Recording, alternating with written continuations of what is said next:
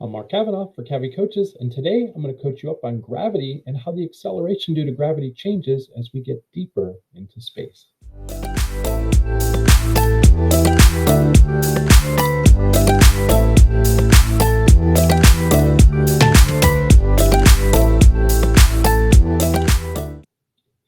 In this video, we're going to talk about gravity and how acceleration due to gravity, the g value, changes as we move deeper into space away from the surface of the Earth.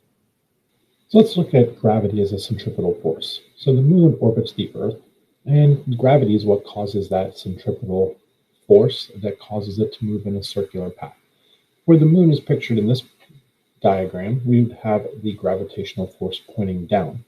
But the gravitational force is going to point towards the center of the Earth. So no matter where the moon is, if it's at the bottom of the diagram, then the gravitational force would be up. And it provides the centripetal force. Now, when we're talking about gravitational force, it's going to be different than when it's on the surface of the Earth. So we're going to have to use an equation called the universal law of gravity. And that equation is based on the two masses and the distances between those two masses and a constant, capital G. So the force of gravity is measured in newtons. G is a universal gravitational constant, which is 6.67 times 10 to the negative 11. In newtons meter squared per kilogram squared, that's just the unit. Masses are measured in kilograms, and R is the distance between the centers of the masses. So if we're talking about the center from Earth to the moon, we'd have to take the radius of the Earth and the radius of the moon into account, and then add the distances between the surfaces, and that would be the distances between the centers of the two objects. Now, the acceleration due to gravity is going to change based on how far you are from the surface. So let's derive an expression for the acceleration due to gravity by setting gravity at the surface equal to the universal law of gravity. And you can see if we derive our expression for g, the mass, little m, is going to cancel out on each side, leaving us with the acceleration due to gravity equaling the universal gravitation constant times the mass of the Earth divided by the radius of the Earth, or how high we are in the air. That's the S is the satellite, radius from the center of the Earth to the orbit height, and that is squared, which means that the acceleration due to gravity is an inverse square relationship with the radius, as this graph shows. So the graph is showing that if we find the acceleration due to gravity at one radius of the Earth, it's about 9.8. At two radius of the Earth, if you double the radius, that means an inverse square relationship, you'd square 2 and invert it, so it's 1/4. 1/4 of 9.8 or 10 is close to 2.5.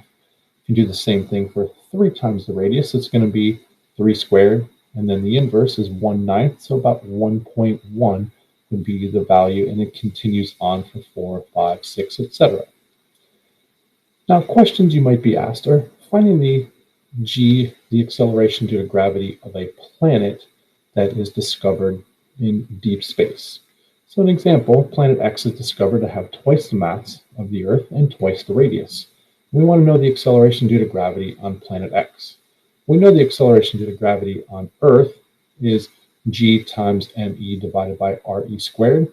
So all I have to do is put the coefficients, 2 times the mass and 2 times the radius, into that equation, and that's the acceleration due to gravity on planet X. So we can simplify that, taking out the numbers and bringing the coefficients. So first we're going to start by squaring the radius, which would be 4 re squared. And then we're going to collect our numbers out in front. 2/4 simplifies to 1/2. Substitute g for the remaining symbols, and we find that it's half of g, which is 4.9 meters per second squared. Now, other examples, you might be given the density of a planet. And if you're given the density of the planet, just an extra step to find the mass that corresponds to Earth. So an example, we have planet X has twice the radius and half the density of Earth. We want to know what the acceleration due to gravity is. So we're going to start first with the density equation. So rho is equal to mass divided by volume. Density equals mass divided by volume, where volume is the volume of a sphere. So the volume of a sphere, we can substitute that equation in. We know that the volume of a sphere is 4/3 pi r cubed. So density equals mass divided by 4/3 pi r cubed. That's going to be a constant for this specific planet. So we're going to rearrange this equation and solve for mass. Mass is equal to density times 4/3 pi r cubed. Well, now we're going to use this in terms of the mass of planet X, and we're going to use the density of the Earth and the radius of the Earth. So we have mass is 1/2 of the density of the Earth times 4/3, twice the radius of the Earth, and that quantity cubed. So we're going to do the same thing we did previously. We're going to collect the 1/2 and the 2 out in front, but first we have to cube 2. So mx is going to equal 1/2 the density of the Earth times 4/3 pi 8 times re cubed. 4/3 pi r cubed is just going to be a constant, so we're going to keep that together. Density is a constant, so we're going to collect 8 and 2 out in front, which is 8 divided by 2, which is going to give us the mass is 4 times the mass of the Earth. So that means this planet has 4 times the mass of the Earth by using the density. Now that's just the first step in solving for the acceleration due to gravity. We figured out the mass. Now it's going to be a similar problem to what we just did. So it's an added step to find the mass. So continuing on, now that we know that the mass is 4 times greater, we can substitute in that the mass is 4 times greater, the radius is twice as great.